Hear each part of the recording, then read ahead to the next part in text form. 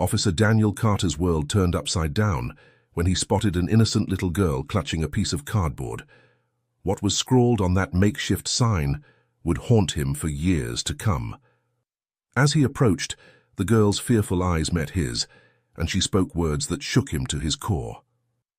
In that moment, Carter knew he was stepping into something far deeper and more heartbreaking than he could have ever imagined. Who was this child? And why did her mysterious message lead to a discovery that would test the limits of law and compassion?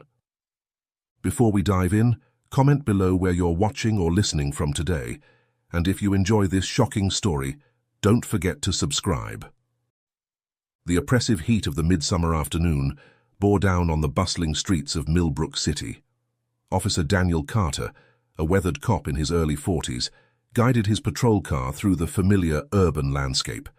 The cacophony of city life, honking horns, bustling pedestrians, and the distant wail of sirens created a symphony of organized chaos that Carter had long since learned to tune out.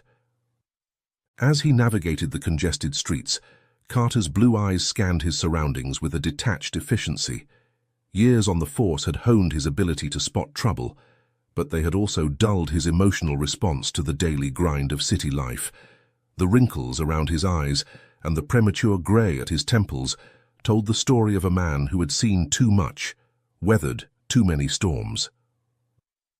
Carter's mind wandered, as it often did during these monotonous patrols, to the empty house that awaited him at the end of his shift.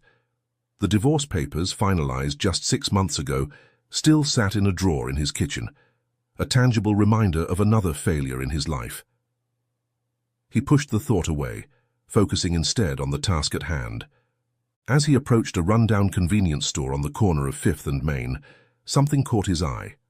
A small figure dressed in a vibrant pink dress that stood out against the drab surroundings walked purposefully towards the store's entrance. Carter slowed the patrol car, his instincts prickling. The child, a young black girl no more than 8 years old, entered the store alone. Carter's brow furrowed. In this neighborhood, at this time of day, an unaccompanied child was a red flag he couldn't ignore. He pulled the car to the curb, keeping his eyes fixed on the store's entrance. Minutes ticked by, each one ratcheting up Carter's unease. Finally, the girl emerged, clutching a paper-wrapped sandwich in one hand and what appeared to be a bottle of alcohol in the other. Carter's heart sank. If his suspicions were correct, he was witnessing a serious violation of the law. Without hesitation, Carter exited his vehicle, his movements deliberate and practiced.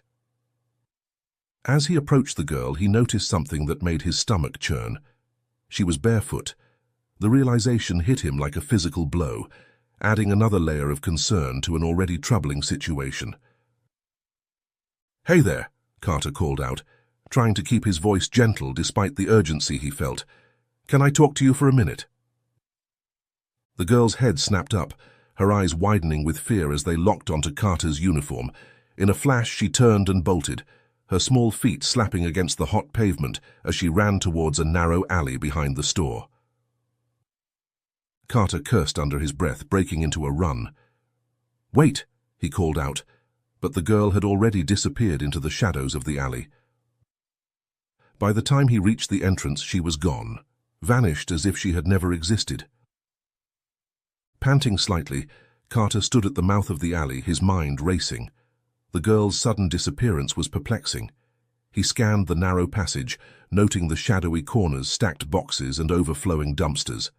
She could have ducked behind any of these, or slipped through a gap he couldn't see from his vantage point. In the few seconds it had taken him to reach the alley, she had managed to vanish from sight, leaving Carter bewildered and increasingly concerned. As Carter caught his breath, a nagging sense of unease settled over him. Something wasn't right here, and he was determined to get to the bottom of it. With one last glance down the empty alley, he turned and headed back towards the convenience store, his jaw set with determination. The bell above the door jangled discordantly as Carter pushed his way into the convenience store. The cool air inside was a stark contrast to the sweltering heat outside, but it did little to calm the storm brewing inside the officer's mind. His eyes quickly scanned the interior, taking in the cluttered shelves and grimy floors before settling on the man behind the counter.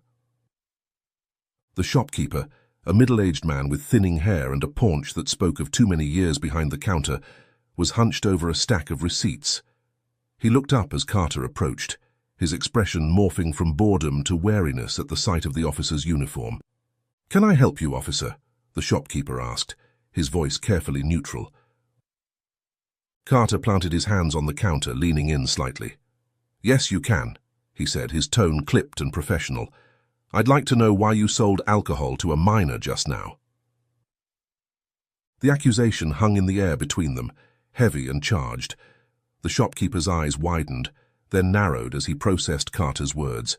He raised his hands, palms out, in a placating gesture. "Whoa, hold on there," he said, his voice steady despite the seriousness of the allegation. "I didn't sell any alcohol to a minor. I don't know what you think you saw, but you're mistaken." Carter's jaw clenched. He had been so sure, so certain of what he'd witnessed. "A young girl, about 8 years old, in a pink dress," he pressed. "She just left your store with a sandwich and what looked like a bottle of alcohol. Are you telling me that didn't happen?" The shopkeeper's expression softened slightly, recognition dawning in his eyes. "Ah, I know who you're talking about," he said. "But officer, you've got it wrong. That little girl, she bought a sandwich and a bottle of water. Nothing else. Certainly no alcohol." Carter felt the first seeds of doubt begin to take root. He had been so focused on the girl, so sure of what he'd seen. But now, faced with the shopkeeper's calm denial, he found himself questioning his own perception. "Water," he repeated, his tone less certain now. "You're sure about that?" The shopkeeper nodded emphatically. "Absolutely. Look, I know the laws. I've been running this store for 20 years. I would never sell alcohol to a kid, never." Carter studied the man's face, searching for any sign of deception, but all he saw was sincerity and a hint of indignation at being accused of such a serious infraction. I see," Carter said, straightening up. The certainty that had fueled his confrontation was quickly evaporating, leaving him feeling off balance and slightly foolish. "I apologize for the accusation. It seems I may have jumped to conclusions." The shopkeeper's posture relaxed, the tension draining from his shoulders. "No harm done, officer," he said, his tone conciliatory. "We all make mistakes. I'm just glad we could clear this up." Carter nodded, but as he turned to leave the store, he couldn't shake the lingering sense of unease that had settled over him. He had been so sure of what he'd seen, but now doubt clouded his memory. The image of the little girl, barefoot, clutching that bottle, remained vivid in his mind. As he pushed open the door and stepped back into the sweltering heat, Carter's mind raced. If it wasn't alcohol, why had the girl run? And how had she disappeared so quickly in that alley? The questions swirled in his mind, refusing to settle. He climbed back into his patrol car, but instead of pulling away, he sat there, staring at the store's entrance. Something about this situation didn't sit right with him. The girl's bare feet, her sudden flight, her impossible disappearance, it all added up to a mystery that Carter couldn't let go of. With a heavy sigh, he started the engine. As he pulled away from the curb, his eyes scanned the streets, searching for a flash of pink, a glimpse of the girl who had vanished into thin air. But the crowded sidewalks yielded no clues, and Carter was left with nothing but his troubled thoughts and a growing sense that he had stumbled upon something far more complex than a simple case of underage alcohol purchase. As Officer Carter continued his patrol, the bustling city around him faded into a blur of meaningless noise and motion. His mind, usually sharp and focused during his shifts, was consumed by thoughts of the little girl in the pink dress. The image of her bare feet slapping against the hot pavement as she ran from him played on repeat in his head, a haunting reminder of his failure to help her. Carter's hands tightened on the steering wheel as guilt gnawed at him. He should have been faster, should have anticipated her flight. Maybe if he had approached her differently, spoken more gently, she wouldn't have run. And now, because of his misstep, a vulnerable child was still out there, alone and potentially in danger. The weight of past failures pressed down on him, memories rising unbidden to the surface of his consciousness. He thought of the domestic violence case from last year, where his hesitation to intervene had led to a woman being hospitalized. Then there was the drug bust that went wrong, because he had been too confident, too sure of his intel. The faces of those he had failed to protect haunted him, a grim gallery of his shortcomings as an officer and as a man. Traffic crawled to a standstill, and Carter found himself staring blankly at the red taillights in front of him. The girl's frightened eyes flashed in his mind, and he felt a surge of determination. He couldn't let this be another failure. He had to find her, had to make sure she was safe. But doubt crept in, insidious and persistent. What if he was overreacting? The shopkeeper had seemed sincere in his denial of any wrongdoing. Maybe Carter's mind was playing tricks on him, seeing dangers where none existed. It wouldn't be the first time his instincts had led him astray. The blare of a car horn jolted Carter back to the present. The traffic had started moving again, and he mechanically guided his patrol car forward. But his mind remained fixated on the girl, torn between the need to act and the fear of making another mistake. As he drove, the familiar landmarks of his beat took on a different significance. Every alley became a potential hiding place, every group of people a possible clue to the girl's whereabouts. Carter found himself scanning faces more intently, hoping for a glimpse of pink fabric or the flash of recognition in a child's eyes. The afternoon wore on, the summer heat intensifying as the sun climbed higher in the sky. Carter's uniform clung to him, damp with sweat, but he barely noticed the discomfort. His entire being was focused on the missing girl, his duty as an officer warring with his growing personal investment in her fate. He thought about radioing in, about putting out an alert for other officers to keep an eye out for the girl. But what would he say? That he was chasing a hunch, pursuing a child who might not even be in any danger. He could almost hear the skepticism in his colleagues' voices, could imagine the sidelong glances and whispered comments about Carter losing his edge. No, this was something he had to handle on his own, at least for now. He owed it to the girl to find her, to make sure she was safe. And perhaps in doing so, he could begin to make amends for his past failures.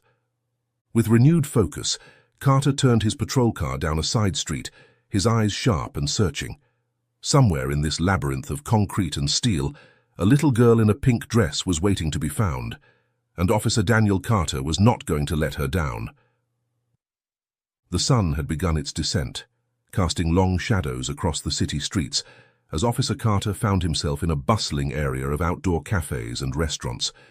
He had abandoned his patrol car, opting instead to cover more ground on foot. The change in perspective was refreshing, allowing him to blend in with the crowds and observe more closely. The air was thick with the aroma of grilled meats and spices, mingling with the persistent undercurrent of vehicle exhaust and sun-baked asphalt. Around him, the city pulsed with life. Tourists with maps and cameras jostled for space on the sidewalks, alongside hurried locals and street performers vying for attention. Carter moved through the throng with practiced ease, his eyes constantly scanning, searching for that telltale flash of pink. He had almost given up hope when suddenly, like a mirage shimmering into existence, he saw her. The little girl in the pink dress was weaving her way through the maze of outdoor tables, her small form a stark contrast to the adults around her. Carter's heart leapt into his throat, a mixture of relief and renewed concern flooding through him. He hung back, not wanting to startle her and risk losing her again.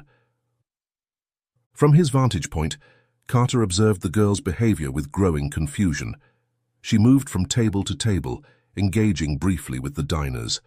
Some recoiled from her approach, while others leaned in, their faces a mix of shock and pity. Carter strained to hear what was being said, but the cacophony of the busy street drowned out their words. The girl's demeanor shifted with each interaction. At times she seemed almost cheerful, her small face animated as she spoke. But as she moved away from the tables, her shoulders would slump and her steps would slow. It was a cycle of hope and disappointment that made Carter's chest tighten with empathy. As he watched, a couple at one of the tables beckoned the girl over. The woman reached into her purse, extracting something that she pressed into the child's hand. For a moment, The girl's face lit up with a smile that transformed her entire being. But as quickly as it had appeared, the joy faded, replaced by a look of resigned determination as she moved on to the next table. Carter's mind raced, trying to make sense of what he was witnessing. Was she begging, running some kind of scam, or was there something more complex at play here? The questions multiplied, each one adding to the weight of responsibility he felt pressing down on him. Suddenly the girl's path changed. She darted away from the tables, moving with purpose towards a large trash bin nestled between two restaurants. Carter tensed, ready to move, but held himself back. He watched as she reached behind the bin, struggling for a moment before extracting what appeared to be a piece of cardboard. The sight of the girl clutching the cardboard to her chest, her small frame dwarfed by the bustling city around her, stirred something deep within Carter. In that moment, she wasn't just another case, another problem to be solved. She was a child, vulnerable and alone, in a world that seemed all too willing to overlook her existence. With a deep breath, Carter made his decision. He couldn't stand by and watch any longer. Whatever was going on with this girl, he was determined to get to the bottom of it. Slowly, carefully, he began to make his way through the crowd, his eyes never leaving the small figure in the pink dress. Carter's heart pounded in his chest as he closed the distance between himself and the little girl. She was still clutching the cardboard sign, her small fingers white-knuckled around its edges. As he drew near, he could finally make out the words scrawled across its surface in uneven, childish handwriting, "Pay what you think I'm worth." The message hit Carter like a physical blow, a stark reminder of the harsh realities that existed in the shadows of their bustling city. He took a deep breath, steeling himself for the conversation ahead. "Hello there," he said softly, crouching down to be at eye level with the girl. "I'm Officer Carter. What's your name?" The girl's eyes widened with recognition and fear. She took a step back, her body tensing as if ready to bolt at any moment. Carter held up his hands in a placating gesture, careful to keep his movements slow and non-threatening. "It's okay," he said gently. "I'm not here to hurt you or get you in trouble. I just want to make sure you're safe." The girl hesitated, her eyes darting between Carter's face and the busy street behind him, as if calculating her chances of escape. Finally, in a voice barely above a whisper, she spoke. "Nora. My name is Nora." Carter smiled, relieved to have made this small breakthrough. "It's nice to meet you, Nora. Can you tell me why you're out here all alone?" Nora's lower lip trembled, and she clutched her cardboard sign tighter to her chest. I'm not supposed to talk to strangers," she said, her voice quavering. "That's very smart of you, Nora," Carter praised, trying to build trust. "But I'm a police officer, see?" He tapped his badge gently. "It's my job to help people, especially kids like you who might be in trouble." Nora's eyes lingered on the badge, a flicker of hope crossing her face before being quickly replaced by wariness. "I'm not in trouble," she insisted, but her voice lacked conviction. Carter nodded, keeping his tone gentle. "Okay, but can you tell me about those bracelets you're wearing? They're very pretty." Nora looked down at her wrist, where several small pink handmade bracelets encircled her thin arm. Her free hand moved to touch them, as if drawing comfort from their presence. I made them," she said softly. "To sell." "You made these yourself?" Carter asked, impressed. "That's really talented, Nora. But why are you trying to sell them on the street? Where are your parents?" At the mention of parents, Nora's face crumpled. Tears welled up in her eyes, and her small body began to shake with suppressed sobs.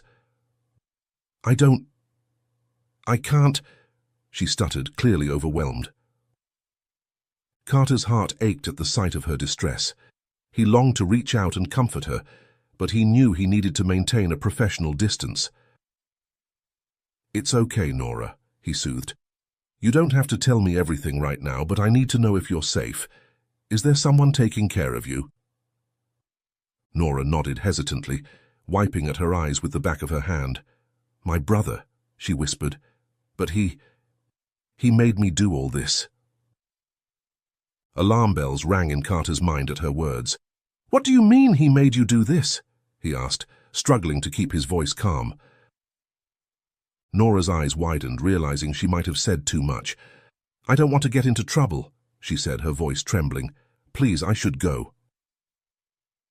Carter knew he was at a crucial juncture. Pushed too hard and Nora might flee again. But if he let her go now, he might never get another chance to help her. "Nora, listen to me," he said, his voice firm but kind. "You're not in trouble, I promise, but I'm worried about you. No one should make you beg on the streets or sell things you've made. That's not right." Nora's lower lip quivered, and fresh tears spilled down her cheeks. "But we need money," she whispered, "for food and stuff." Carter felt a lump forming in his throat. The reality of Nora's situation was becoming clearer, and it was heartbreaking. "I understand, Nora, but there are better ways to get help, ways that don't put you in danger." He paused, considering his next words carefully. "Can you tell me where you live, where your brother is?" Nora hesitated, conflict clear on her young face. She glanced around, as if expecting her brother to materialize from the crowd at any moment. Finally, she pointed a small, trembling finger towards a nearby underpass. Carter followed her gesture, his stomach sinking as he realized the implications. An underpass was no place for a child to be living. He turned back to Nora, keeping his expression neutral to hide his growing concern. "Nora, would you be willing to show me where exactly? I'd like to talk to your brother if that's okay," he said gently. Nora's eyes widened with fear. "You won't take him away, will you?" she asked, her voice small and frightened. Carter shook his head. "No, Nora, I just want to talk to him, to see if there's a way I can help both of you. Is that all right?" After a long moment, Nora nodded hesitantly. She reached out and took Carter's hand, her small fingers cold despite the warm evening air. As they began to walk towards the underpass, Carter felt the weight of responsibility settle heavily on his shoulders. He didn't know what he would find, but he was determined to do whatever it took to help this brave, vulnerable little girl. Carter kept a protective hand on Nora's shoulder, acutely aware of how small and fragile she felt beneath his touch. The bustling city around them seemed to fade away, the noise and activity receding as they approached the shadowy area beneath the overpass. As they drew closer, Carter's trained eye took in every detail. The underpass was a concrete jungle of pillars and shadows, littered with debris and the makeshift shelters of those who had nowhere else to go. The acrid smell of urine and garbage hung in the air, mixing with the dust and exhaust fumes from the traffic above. Nora's pace slowed as they entered this twilight world. Her grip on Carter's hand tightened, and he could feel a slight tremor running through her small frame. He gave her hand a reassuring squeeze, trying to convey a sense of safety and protection. "It's okay, Nora," he said softly. "Remember, I'm here to help. Can you show me where your brother is?" Nora nodded silently, her eyes darting nervously around the underpass. She led Carter deeper into the shadows, weaving between concrete pillars and piles of discarded cardboard. As they rounded a particularly large pillar, Carter saw it. A blue tent, weathered and patched, tucked away in a corner where two support structures met. "That's it," Nora whispered, pointing at the tent. "That's where we live." Carter's heart sank at her words. The tent was barely big enough for one person, let alone two. How long had these children been living like this, hidden away from the world? As they approached the tent, Carter could make out the shape of someone inside, curled up in sleep. He turned to Nora, keeping his voice low and gentle. "Nora, I need you to wait here for a moment while I talk to your brother, okay? Can you do that for me?" Nora nodded, her eyes wide with a mixture of fear and hope. Carter gave her hand one last reassuring squeeze before releasing it and moving towards the tent. "Hello?" he called out softly, not wanting to startle the occupant. "My name is Officer Carter. I'm here with Nora. We need to talk." There was a sudden rustling from inside the tent, followed by a string of muffled curses. The zipper of the tent flew open, and a young man emerged, blinking in the dim light. He was tall and thin, with the same dark skin and eyes as Nora. Despite his apparent youth, Carter guessed he couldn't be more than early 20s. There was a hardness to his features that spoke of a life lived on the edges of society.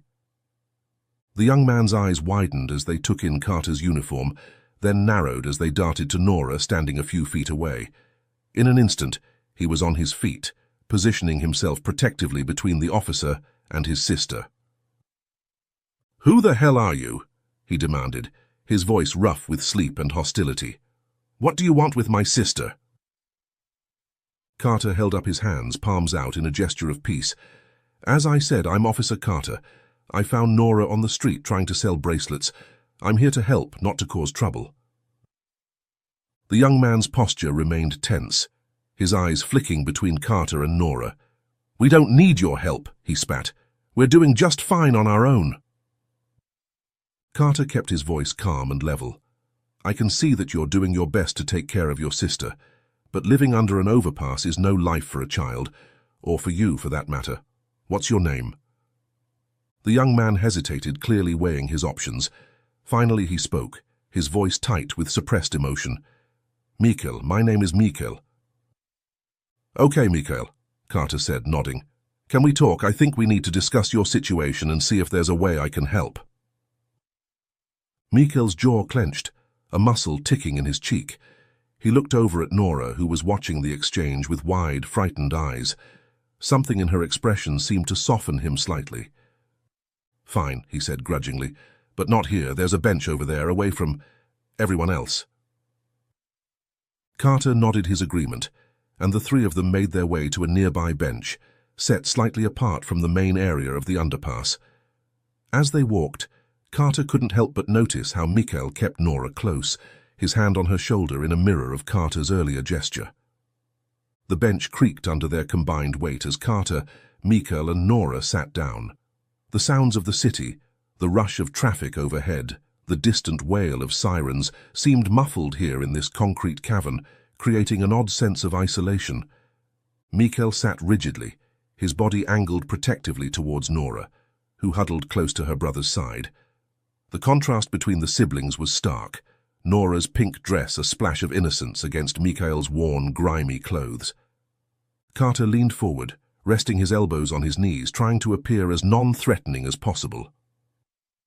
"Mikhail," he began, his voice gentle but firm, "I need you to understand that I'm not here to separate you and Nora. I just want to help."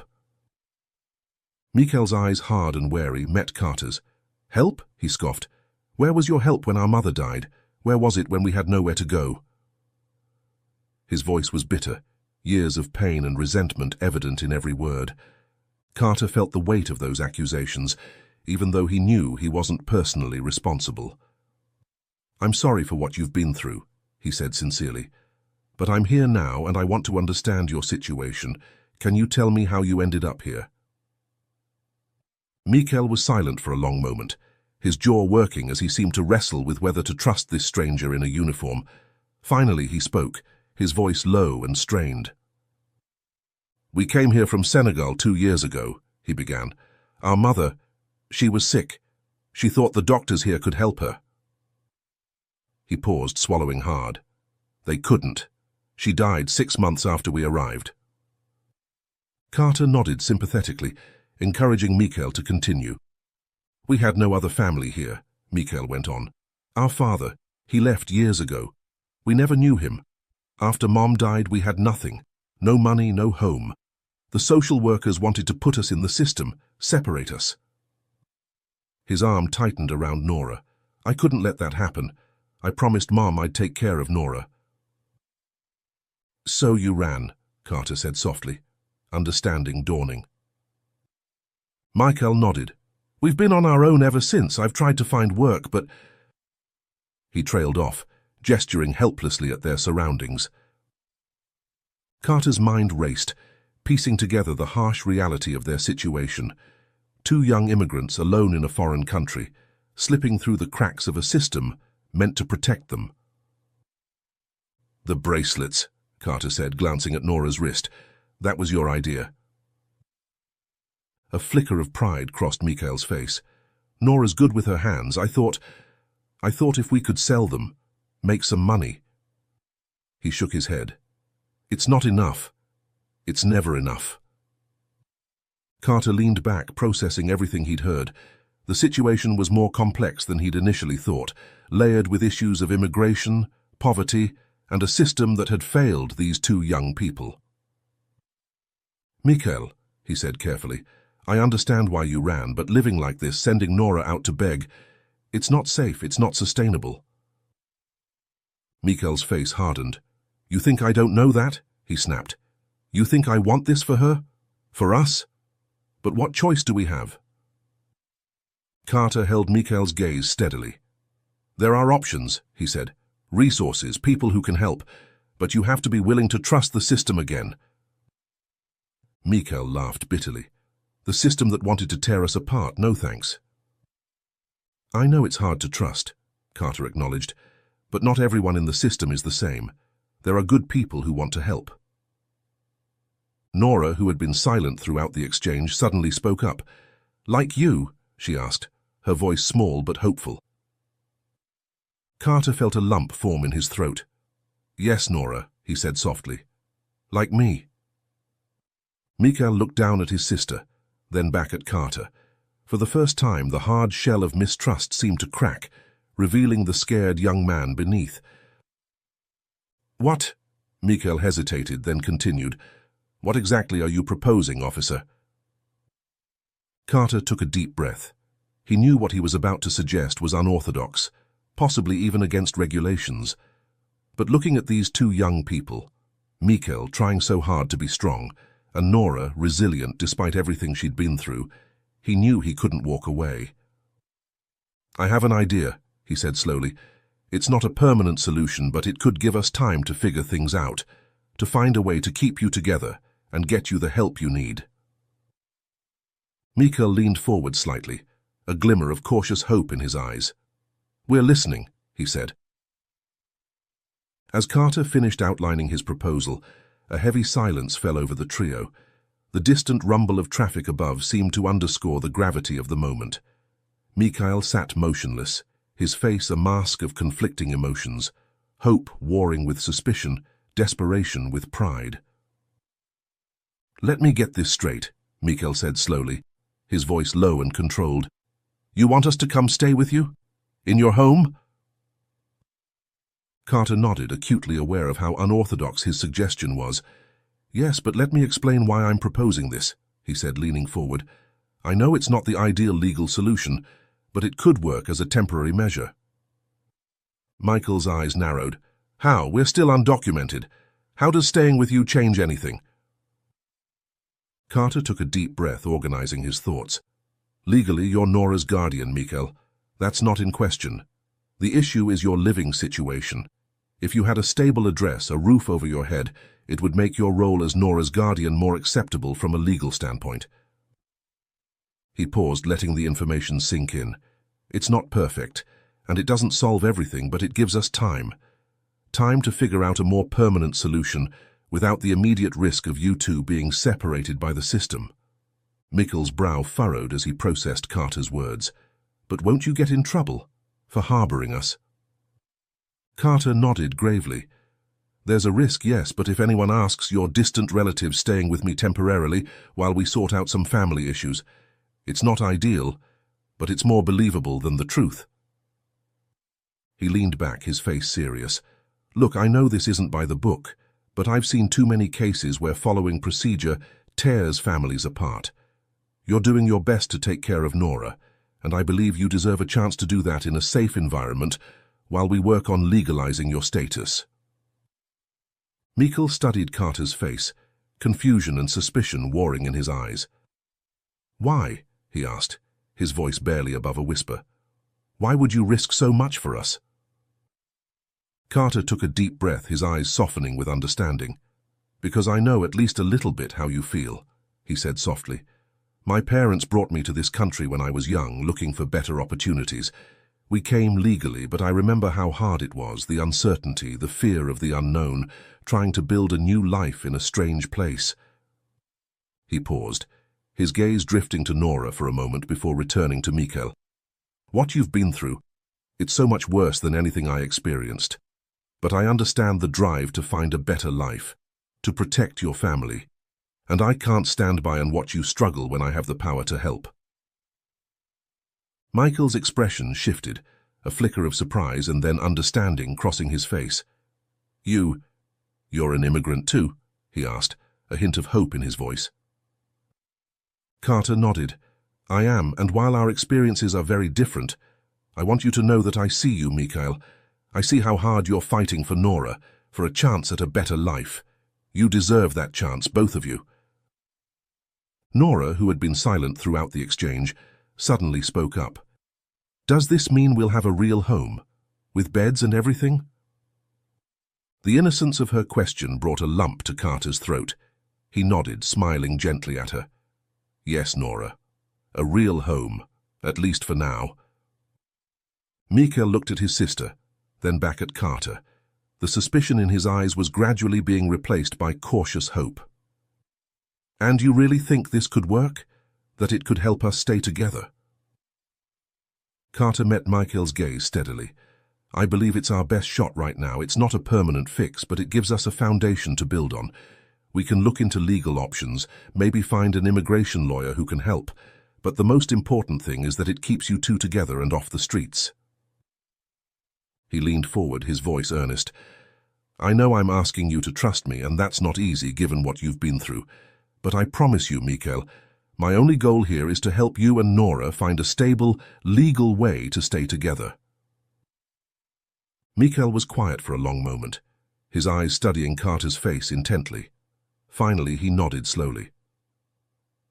"Okay," he said, his voice barely above a whisper. "Okay, we'll try it your way, but I'm warning you, if you try to separate us—" "I won't," Carter assured him firmly. "You have my word on that. We're in this together now." As the weight of the decision settled over them, Carter felt a mix of relief and apprehension. He knew he was taking a huge risk, both professionally and personally. But looking at Mikhail and Nora, he knew it was a risk worth taking. "All right," Carter said, standing up. "Let's get you two out of here. Do you have any belongings you need to gather?" Mikhail nodded, gesturing towards the blue tent. "Just a few things, it won't take long." As Mikhail went to collect their meager possessions, Carter knelt down next to Nora. "How are you doing, sweetheart?" he asked gently. Nora looked up at him, her eyes shining with a mixture of hope and uncertainty. "Are we really going to have a real home?" she asked, her voice small and wondering. Carter felt a lump form in his throat. "For now, yes," he said, careful not to make promises he couldn't keep. "And we're going to work very hard to make sure you and Mikhail have a permanent home soon." Nora nodded solemnly, then surprised Carter by throwing her arms around his neck in a quick hug. "Thank you, Officer Carter," she whispered. As Carter straightened up, Mikhail returned with a small backpack and a plastic bag. The sum total of their worldly possessions, Carter realized with a pang. "Ready?" Carter asked, looking between the two siblings. Mikhail took a deep breath, then nodded. "Ready," he said, taking Nora's hand. The drive to Carter's apartment was quiet, each lost in their own thoughts as the city lights blurred past the windows. As they pulled up to a nondescript apartment building, Carter turned to his passengers with what he hoped was a reassuring smile. "We're here," he said softly. The key turned in the lock with a soft click, and Carter pushed open the door to his apartment. He stepped aside, allowing Mikhail and Nora to enter first, their eyes wide as they took in their new surroundings. Carter's apartment was modest, a small one-bedroom unit in a nondescript building. The living room, which doubled as a dining area, was sparsely furnished with a worn couch, a coffee table, and a small TV stand. The walls were bare save for a few framed photographs, mostly of landscapes. It wasn't much, but it was clean, and most importantly, safe. "It's not much," Carter said, suddenly self-conscious about the simplicity of his home. "But it's yours for as long as you need it." Nora stepped further into the room, her small hand trailing along the back of the couch. "It's nice," she said softly, a hint of awe in her voice. "It's warm." Mikhail remained near the door, his posture tense, eyes darting around the room as if searching for hidden threats. "Where will we sleep?" he asked, his voice carefully neutral. Carter gestured towards a door on the left. "You and Nora can take the bedroom. I'll sleep out here on the couch." Mikhail's eyebrows shot up in surprise. "You'd give up your bed for us?" Carter shrugged, trying to downplay the gesture. "It's no big deal. You two need it more than I do." As they settled in, Carter busied himself in the kitchen, pulling together a simple meal from his meager supplies. The aroma of cooking food soon filled the small apartment, creating a sense of homey comfort that had been absent for far too long. After dinner, as Nora dozed on the couch, Carter and Mikhail sat at the small kitchen table, mugs of tea warming their hands. The time had come for a serious conversation about the future. "Mikhail," Carter began, his voice low and serious, "we need to talk about what happens next. This arrangement, it's temporary. We need to find a way to legitimize your status, to give you and Nora a real chance at a future here." Mikhail nodded slowly, his eyes fixed on the swirling tea in his mug. "What did you have in mind?" Carter took a deep breath. "I have a friend, a lawyer who specializes in immigration cases. I think we should talk to her, see what options we have. It won't be easy and it might take time, but it's our best shot at keeping you and Nora together legally." Mikhail was quiet for a long moment, his fingers tightening around the mug. When he finally spoke, his voice was barely above a whisper. "And what if it doesn't work? What if they try to send us back?" The fear in Mikhail's voice was palpable, and Carter felt his heart clench. He reached across the table, placing a reassuring hand on the young man's arm. "Then we'll fight it," Carter said firmly, "every step of the way. I promise you, Mikhail, I will do everything in my power to keep you and Nora safe, and together. You have my word on that." Mikhail looked up, meeting Carter's gaze. The gratitude in his eyes was mixed with a vulnerability that made him look suddenly young and lost. "Why?" he asked softly. "Why are you doing all this for us?" Carter was silent for a moment, considering his answer. "Because it's the right thing to do," he said finally. "Because you and Nora deserve a chance at a real life, not just survival. And because—" He paused, a lump forming in his throat. "Because I've seen too many kids fall through the cracks of a broken system. I can't stand by and let it happen again. Not when I have the power to do something about it." Mikhail nodded, a look of understanding passing between them. "Thank you," he said simply, the words carrying the weight of all he couldn't express. As Mikhail guided Nora to the bedroom, Carter began to tidy up the kitchen. His mind raced with plans and contingencies, aware of the enormous task that lay ahead. But as he heard the soft murmur of Mikhail's voice reading Nora a bedtime story, he felt a sense of purpose settle over him. Later, as the apartment fell silent and Carter prepared to bed down on the couch, he paused by the bedroom door. Peering in, he saw Mikhail and Nora curled up together, their faces peaceful in sleep. For the first time in what must have been months, they were truly safe and warm. As Carter settled onto the couch, pulling a blanket over himself, he allowed a small smile to cross his face. His thoughts drifted to his own family's journey to this country, the challenges they had faced, and the opportunities they had found.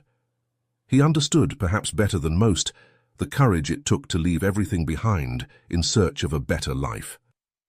Mikhail and Nora's situation was far more precarious than his had been, but their determination and resilience resonated deeply with him. The future was uncertain, but for the first time in a long while, it also held promise. And that promise, the chance to make a real difference in the lives of these young immigrants, was worth any risk.